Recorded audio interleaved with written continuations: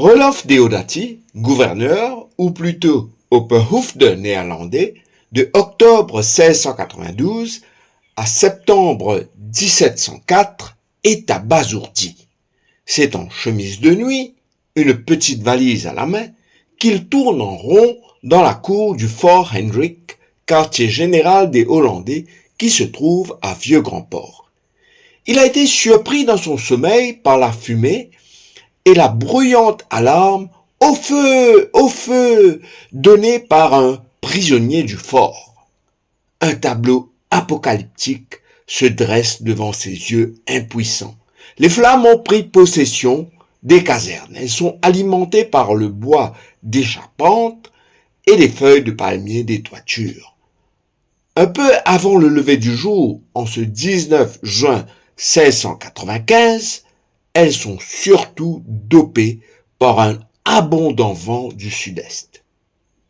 Une déflagration donne bientôt le coup de grâce aux espoirs de l'Opperhoofd. C'est le dépôt de poudre à canon qui vient de succomber aux flammes sous un tonnerre assourdissant. Le regard hagard et méfiant de Deodaty, qui a su dès le départ que l'incendie n'est pas accidentel, se pose sur Antony, esclave originaire de la côte de Malabar, qui s'active à circonscrire le sinistre. Toutefois, le commandant a le pressentiment d'une mise en scène et fera arrêter Antony le lendemain même. Deodaty est un renard. Il sait que le cruel châtiment qu'il prévoyait le 28 mai dernier à Aaron, esclave originaire d'Amboine, en Indonésie, pourrait bien être lié à cette affaire. Appelé à remplacer quelques jours auparavant l'esclave affecté à la laiterie, Aaron avait été soupçonné d'y avoir volé du beurre et du lait. Fidèle à ses cruelles habitudes, sans aucun procès, Deodaty brandit la menace de le faire attacher tout nu à une échelle avant de le faire fouetter avec une verge assortie de petits morceaux découpés en aiguillettes qui mordent de la peau et font gicler le sang. Ayant eu vent du châtiment, Aaron s'enfuit dans les bois comme ses prédécesseurs férus de liberté. Faut-il rappeler que dès le premier contingent de captifs ramenés de Madagascar en 1641, la moitié s'est enfuie dans la forêt.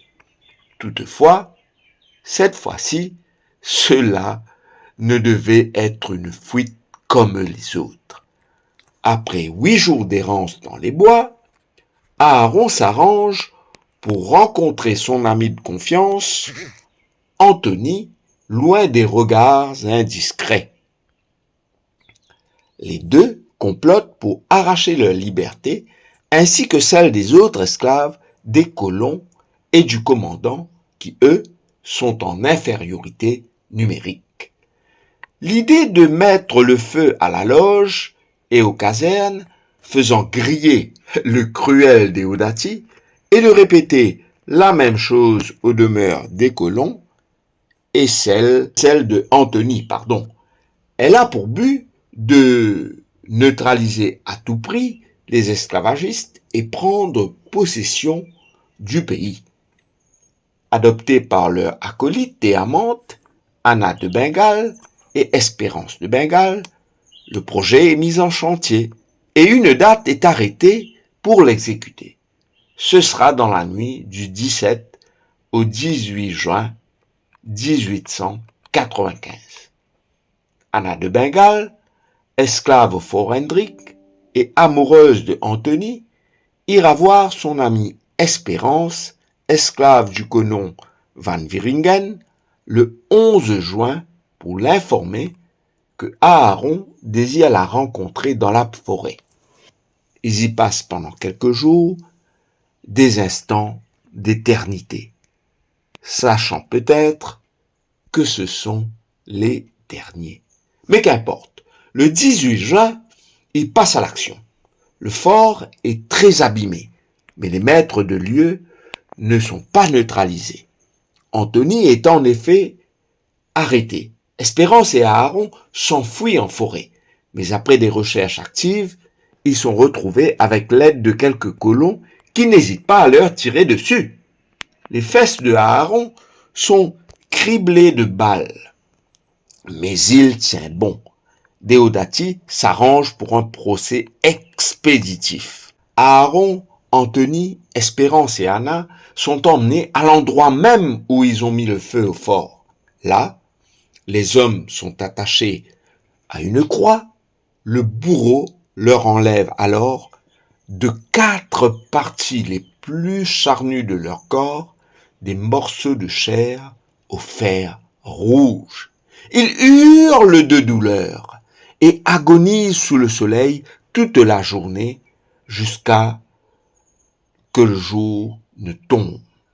Alors, ils reçoivent le coup de grâce. Quant aux femmes, elles sont écorchées vives avec des feuilles de palmette avant d'être étranglées dans d'atroces souffrances. Déodatie sera réprimandé par ses supérieurs pour n'avoir pas su protéger le fort des pertes matérielles telles que les documents de la colonie, mais il ne semble à aucun moment se soucier du sort affreux réservé aux rebelles.